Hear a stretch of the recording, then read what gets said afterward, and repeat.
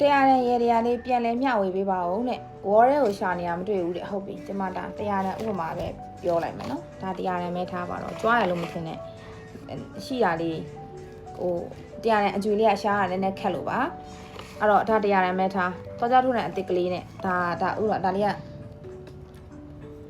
သွားကြထုတ်တယ်မထားလိုက်တော့နော်ကိုလိုချင်တဲ့ငွေပမာဏကို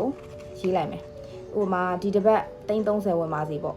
ထင်းစရာမလိုထိစရာလည်းမလိုဖောက်စရာလည်းမလိုဒီလိုဖောက်ဖွာလေးရေးလိုက်ရပြီเนาะဒီတစ်ပတ်အတွင်း330ဝင်ပါစီဒီလိုလေးပဲရေးရုံပဲမထင်ဘူးတွားကြထွက်နေတဲ့ရေးမှတော့မထင်ဘူးအဲ့တော့တွားကြထွက်နေရေးတာထင်မလားမထင်မလားဆိုပြီးတော့ကျမကိုရှာမရှိနဲ့เนาะဆိုတော့မထင်ဘူးပြီးတော့3ခေါက်တစ်ခေါက်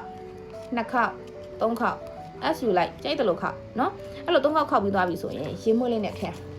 ဥမာဒါနဲ့ရေမွေးပလင်းလေးထားပါတော့အဲ့လို3ခေါက်ခောက်ပြီးရပတ်စံလေးကိုခောက်ဝဲကနေရွှွှဆို3ချက်လေးဖြန်းလိုက်ပြီးတော့ရင်ကိုယ့်ရဲ့ပတ်စံလေးထဲမှာထားပြီးတော့မှဆောင်းထားကောင်တာဆိုလဲကောင်တာထဲမှာထည့်ထားနော်ပြီးတော့ပြီးပြီ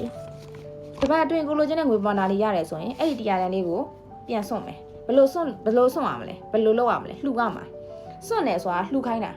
တီလာရှင်ဆရာလေးဖျားတွေပဲဖြစ်ဖြစ်နော်ကိုယ့်ထက်ငွေကြီးခက်ခဲနေတဲ့လူပဲဖြစ်ဖြစ်တရားတန်းလေးပေးလိုက်ပေါ့တရားစွမ်းကတော့နေတယ်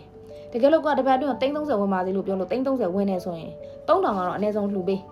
နော်1000လောက်ကတော့အနည်းဆုံးလှူပေးပေါ့အဲ့ဒီတရားတန်းလေးအပေါင်းရင်1000တန်းလေးတရွက်အဲ့တရားတန်းတရွက်နဲ့လှူရတဲ့ဖျားပေါ့နော်ဒါမှမဟုတ်အမေကြီးကိုကြော့ပါတယ်အဲ့လိုလေးလုပ်ပေးငွေဝင်ပြီးတော့မြဲချင်ရင်ဝင်တဲ့ငွေကိုပြန်လှူရတယ်